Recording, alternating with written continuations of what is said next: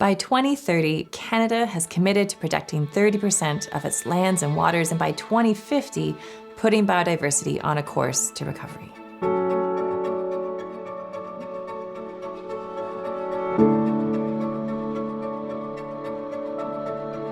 Indigenous-led conservation has become a centerpiece of global efforts to safeguard biodiversity, and so today, we're going to look at some of the key opportunities that exist for Indigenous-led lands protection and hear directly from those leaders and community voices who have been active in safeguarding some of the most culturally unique and last of their kind ecosystems, all here in Northern Ontario.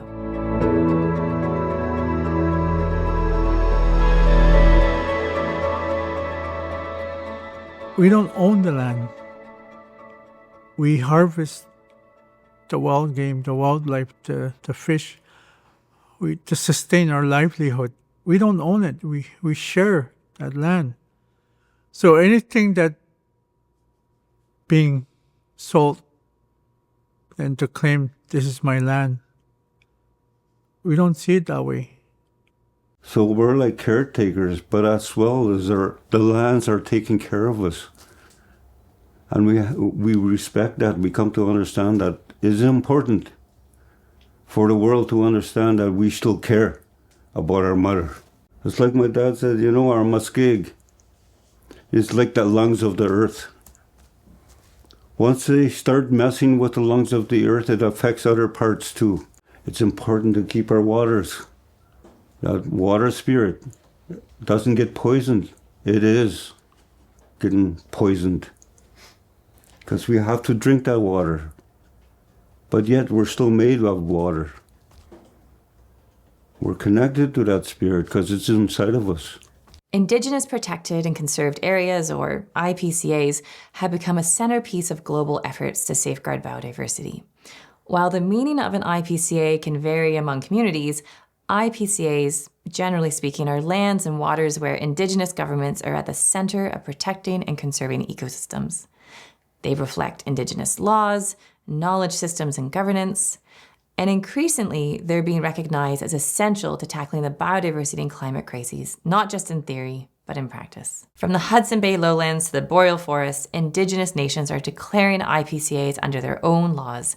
They're issuing protection declarations calling for the safeguarding of lands that hold profound cultural value and issuing moratorium statements against activities that have been approved absent their free, prior, and informed consent. While there's more than 50 laws across Canada that provide for the establishment of protected areas, and there's over 500 provincial parks in Ontario, declarations issued by Indigenous nations that their lands are protected often go unenforced or overlooked by the Crown government because the Crown legal system still privileges Crown laws over Indigenous laws. And that means IPCAs grounded in Indigenous authorities are being left legally vulnerable. I'm saying this because we're protectors, and I want to give hope to that there's avenues that we can do. So one time we all wanted to protect one of our rivers, and we told our chief and council we want a meeting, and here are the signatures on our position paper, and to call a meeting and the agenda item is to protect the North French River. So we did that, and chief and council weren't against it. We were just following their meeting policy. So we had that meeting, and at that meeting, everybody declared the North French River watershed designated protected area. So it was a huge, because we had full jurisdiction, and we were just exercising our rights, and we're asserting our rights. And so we did that. And so now the industry is respectful to that, but not the province, not the regulators. They're not respectful to that. So But we tell them over and over and over and over and over and over that it's protected. It's protected, protected, protected.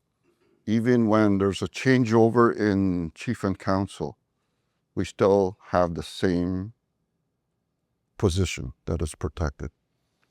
Because water is important, right? Water's life, eh? So, yeah, so we did that, and then we have that, and it's like, again, like it's policy, and that it's protocol, and we're exercising and asserting our rights as not only Indigenous people, but I think that everybody is entitled to clean water. There's two key rights recognized in international law that I want to share with you. Both are key to safeguarding biodiversity based on recognitions that Indigenous natural laws that teach respect and responsibility to lands have been more effective at protecting the health of ecosystems and species than the traditional conservation practices established by the governments in Canada. The first is the UN Declaration on the Rights of Indigenous People, which Canada has committed to implement and has adopted into its domestic law under the name the UNDA Act. This law calls for free, prior, and informed consent before any development happens on Indigenous lands. You can see this in Article 29, Sub 1, and it affirms a right to conserve and protect the environment. What we have is a man-made law, and which is, we know what man-made law is and what trouble we're asking for if we follow that, So we'll leave that where it belongs, So kind of like the accreditations and the audits that needs to happen for the governments and the regulators, those ministries, the audits and accreditations that need to happen for them to validate their integrity needs to happen. And from there, their authority or their claims to jurisdiction on this area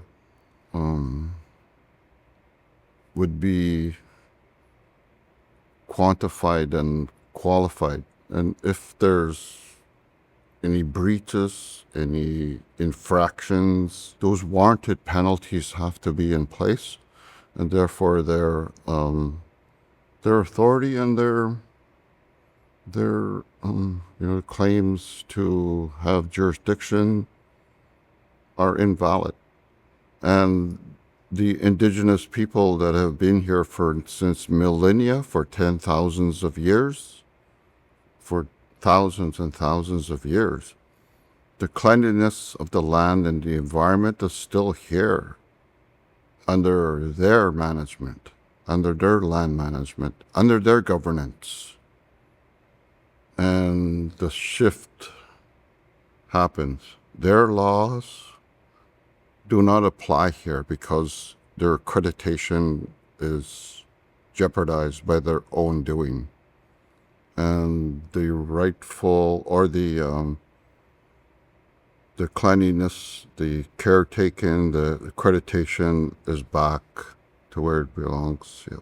The second authority for Indigenous-led conservation is the UN Global Biodiversity Framework. This is the historic framework signed by Canada along with 195 member nations in 2022 that commits us to safeguarding nature, halting and reversing biodiversity loss. Among the 23 action-oriented targets to be achieved by 2030 is Target 22. This target is of primary significance for Indigenous peoples' participation and decision-making related to nature's protection because it contains the right that it be done fully and equitably, respecting the cultures and the rights over lands, territories, resources, and traditional knowledge of Indigenous peoples. There's 30 by 30, meaning 30% of Canada has to be protected by 2030, by the year 2030.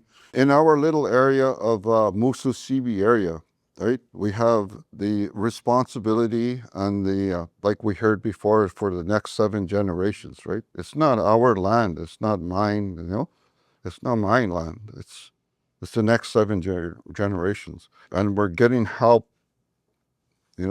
from everyone, not just Indigenous, and everybody's working together. We want to make a future better for people, for animals, birds, the water, the air. We want the future to be better, and we want a cleaner environment. We will expect change.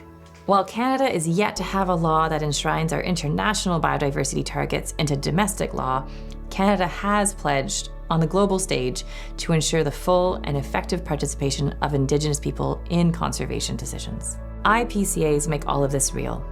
They are places where Indigenous law leads, where the protection of nature and Indigenous rights come together. Thanks for joining us, and we also invite you to check out the resources linked in the description below, from guides to blogs and fact sheets on this topic. And if this message speaks to you, please like, share, and visit our website at naturesdefense.ca so that together we can protect nature and uphold Indigenous rights.